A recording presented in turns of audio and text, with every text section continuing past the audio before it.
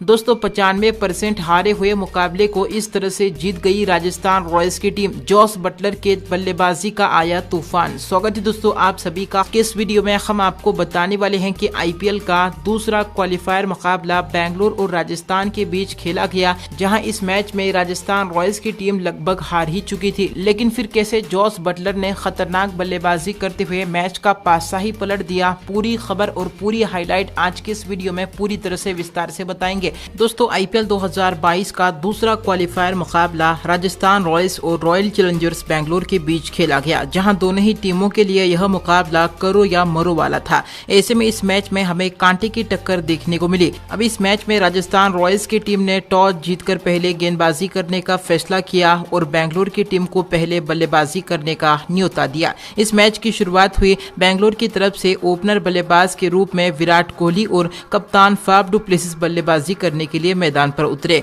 अब पहले ही ओवर में विराट कोहली ने एक गगनचुंबी छक्का जड़ दिया, लेकिन इसके बाद अगली ही ओवर में विराट कोहली प्रसिद्ध कृष्णा की गेंद पर 7 रन बनाकर पवेलियन लौट गए। हालांकि विकेट के बावजूद भी अगली ही गेंद पर नए बल्लेबाज रजत पाटीदार को लेग बाय समेत एक चौका मिला। वहीं अगली ही ओवर में फाफ डु प्लेसिस के बल्ले से भी एक बेहतरीन चौका देखने को मिला। 5वें ओवर में डु प्लेसिस ने एक बार फिर से शानदार बल्लेबाजी करते हुए एक ही ओवर में एक के बाद एक 2 बेहतरीन चौके जड़ दिए। इसके बाद अगले ही ओवर में रजत पाटीदार के बल्ले से भी 2 लगातार चौके देखने को मिले। 6 ओवर के पावर प्ले में बेंगलुरु की टीम 2 विकेट के नुकसान पर 46 रन बना चुकी थी। 7वां ओवर ओबेड मैककॉय लेकर आए। इस ओवर में मैककॉय ने सिर्फ 6 रन खर्च किए। वहीं इसके बाद अगले ही ओवर में अश्विन ने भी शानदार गेंदबाजी करते हुए 6 रन खर्च किए। इसके बाद 9वें ओवर में इन दोनों ही खिलाड़ियों के बीच अर्धशतकीय साझेदारी पूरी हो चुकी थी। इसी ओवर में युजवेंद्र चहल की गेंद पर रजत पाटीदार ने एक और तूफानी छक्का जड़ दिया,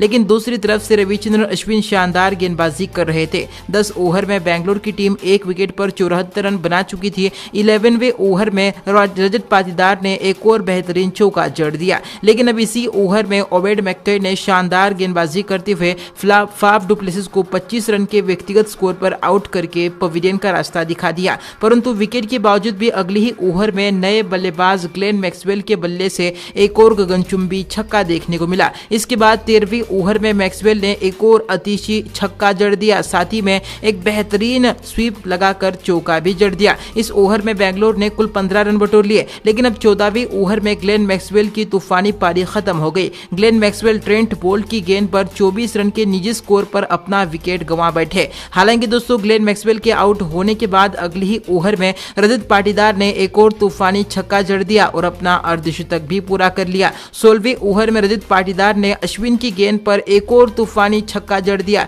लेकिन इसी ओवर में रजत पाटीदार रविचंद्रन अश्विन की गेंद पर अपना विकेट गंवा बैठे और 58 रनों की अर्धशतकीय पारी खेलकर पवेलियन लौट गए। इसके बाद 18वें ओवर में महिपाल लोमरोर ओबेड मैककॉय की गेंद पर 8 रन के व्यक्तिगत स्कोर पर अपना विकेट गंवा बैठे, लेकिन अब इसी ओवर में नए बल्लेबाज शहबाज अहमद ने चौके के साथ अपना खाता खोला। 19वें ओवर में प्रसिद्ध कृष्णा ने अपनी गेंदबाजी से सिर्फ 6 रन खर्च किए, साथ ही में दिनेश कार्तिक को भी आउट कर दिया। दिनेश कार्तिक भी 6 रन बनाकर पवेलियन लौट गए। इसके बाद अगली ही गेंद पर नए बल्लेबाज वनिंदु हसरंगा को भी प्रसिद्ध कृष्णा ने आउट करके बिना खाता खोले ही पवेलियन का रास्ता दिखा दिया। हालांकि 2 विकेट गिरने के बावजूद भी इस ओवर में शहबाज अहमद ने एक और तूफानी छक्का जड़ दिया, लेकिन 19वें ओवर में ओबेड मैककॉय ने हर्षल पटेल को भी आउट कर दिया और हर्षल पटेल भी 1 रन बनाकर आउट हो गए। इसी के साथ 20 ओवर में बेंगलुरु की टीम ने 8 विकेट के नुकसान पर 157 रन बनाए, जहां दोस्तों राजस्थान रॉयल्स के सामने बेंगलुरु की टीम ने 158 रनों का लक्ष्य रखा।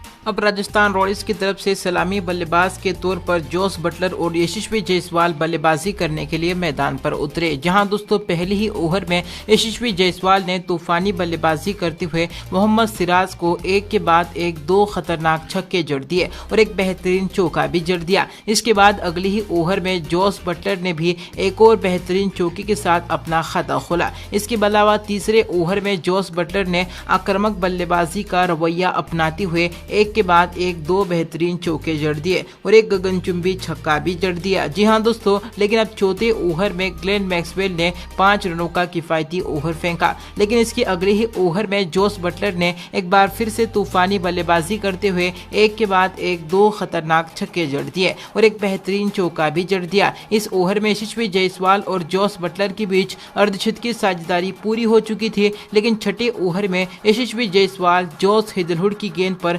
21 रन के व्यक्तिगत स्कोर पर अपना विकेट गंवा बैठे और पवेलियन लौट गए। लेकिन दोस्तों 6 ओवर के पावर प्ले में राजस्थान की टीम एक विकेट पर 67 रन बना चुकी थी। हालांकि विकेट के बावजूद भी जॉस बटलर खतरनाक बल्लेबाजी कर रहे थे। ऐसे में 7वें ओवर में जॉस बटलर ने एक बेहतरीन चौका बटोरा और अपना अर्धशतक भी पूरा कर लिया, लेकिन इसके अगले ही ओवर में वनिंदु हसरंगा ने 4 रनों का किफायती ओवर फेंका। लेकिन इसके बाद अगले ही ओवर में संजू सैमसन ने एक और गगनचुंबी छक्का जड़ दिया। इसी ओवर में जॉस बटलर ने एक के बाद एक 2 लगातार चौके जड़ दिए। बेहद ही तेज गति से रन बनाते हुए राजस्थान की टीम जीत के करीब बढ़ रही थी। जहां दोस्तों 10 ओवर में राजस्थान की टीम एक विकेट पर 103 रन बना चुकी थी। आखिरी की 60 गेंदों में राजस्थान को जीत के लिए 55 रनों की जरूरत थी। 11वें ओवर में संजू सैमसन के बल्ले से एक और अतिशय छक्का देखने को मिला और इस ओवर में संजू सैमसन जॉस बटलर के बीच अर्धशतकीय की साझेदारी पूरी हो चुकी थी। लेकिन अब इसके बाद अगले ही ओवर में